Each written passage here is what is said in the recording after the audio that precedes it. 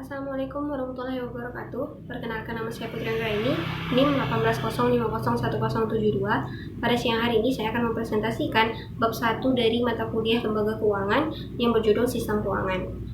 Akan ada 7 poin dalam sistem keuangan ini. Yang pertama itu pendahuluan, yang kedua aliran dana dalam sistem keuangan, yang ketiga struktur pasar keuangan, yang keempat informasi asimetris, yang kelima klasifikasi lembaga perantara keuangan, dan yang keenam sistem keuangan global, dan yang terakhir yang ketujuh regulasi sistem keuangan.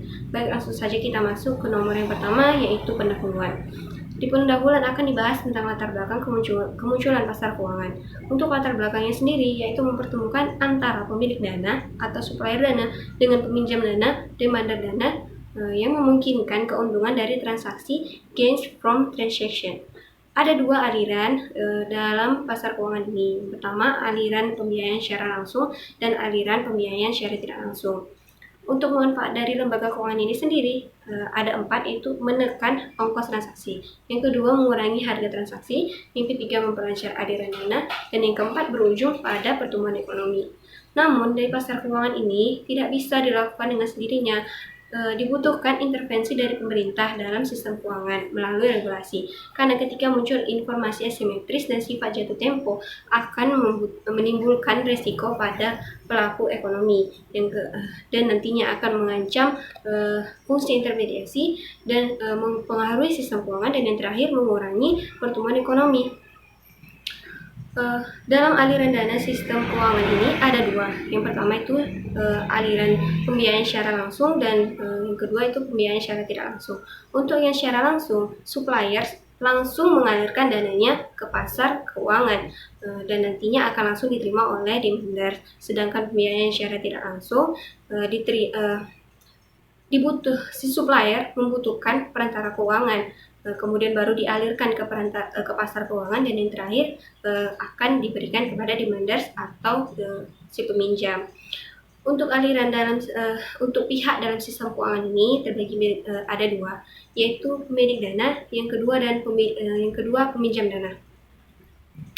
Selanjutnya itu manfaat adanya aliran dana dalam sistem keuangan. Yang pertama itu kegiatan investasi yang meningkatkan produksi. Yang kedua itu kegiatan konsumsi yang nantinya jika digabungkan akan meningkatkan pertumbuhan ekonomi dan akan meningkatkan kesejahteraan masyarakat. Oke, masuk ke poin yang ketiga, itu struktur pasar keuangan. Ada 4 klasifikasi dari pasar keuangan. Yang pertama itu berdasarkan waktu jatuh tempo instrumen. Yang kedua berdasarkan prioritas pengembalian. Yang ketiga berdasarkan urutan transaksi. Yang keempat berdasarkan organisasi pasar. Untuk yang pertama, pasar keuangan berdasarkan waktu jatuh tempo instrumen. Ada dua, yaitu pasar uang dan pasar modal. Dapat dibaca dalam slide. Dan kemudian yang kedua itu pasar keuangan berdasarkan prioritas pengembalian. Terbagi juga menjadi dua, yaitu pasar obligasi dan pasar ekuitas. Kemudian yang ketiga, klasifikasi pasar keuangan berdasarkan urutan transaksi, terbagi juga menjadi dua, yaitu pasar primer dan pasar sekunder. Dan yang terakhir, klasifikasi pasar keuangan berdasarkan organisasi pasar, yang terbagi menjadi pasar bursa dan pasar non-bursa. Selanjutnya, kita masuk ke poin nomor 4, yaitu informasi asimetris. Informasi asimetris ini muncul, untuk kita analogikan terlebih dahulu, ini adalah pasar jeruk Medan. Informasi ini muncul karena mahalnya ongkos transaksi. Ketika informasi asimetris muncul, nanti dia akan menciptakan ongkos transaksi keuangan, dan ini akan menciptakan dua pilihan yang akan ada terjadi dua permasalahan, itu yang pertama adverse selection atau pilihan merugikan, dan yang kedua itu akan terjadi moral hazard atau bahaya moral. Untuk yang pilihan merugikan atau adverse selection ini terjadi ketika sebelum transaksi, sedangkan pilihan merugikan atau adverse selection terjadi ketika sudah ada transaksi. Kemudian kita masuk ke poin nomor 5, yaitu klasifikasi perantara lembaga keuangan. Berdasarkan sumber dana, klasifikasi perantara lembaga keuangan itu menjadi lembaga penerima simpanan, di mana lembaga ini memperoleh dana dari simpanan deposit pihak ketiga dan meminjamkannya kepada pihak lain. Yang kedua itu ada contractual saving institution, di mana lembaga yang ini memperoleh dana berdasarkan kontrak yang bersifat periodik, sehingga sumber dan penggunaan dana relatif dapat diprediksi. Kemudian ada perantara investasi atau investment intermediates, di mana lembaga ini memperoleh dana dari menjual surat berharga. Selanjutnya kita masuk sistem keuangan global.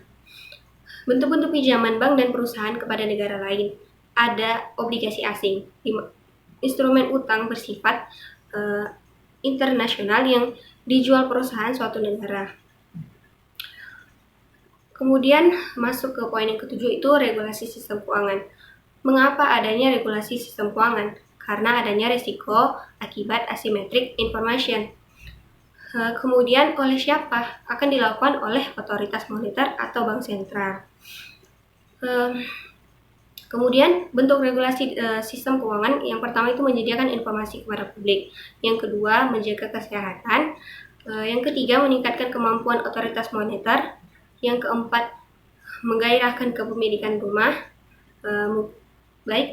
Mungkin itu saja yang dapat saya presentasikan dari bab 1 sistem keuangan ini.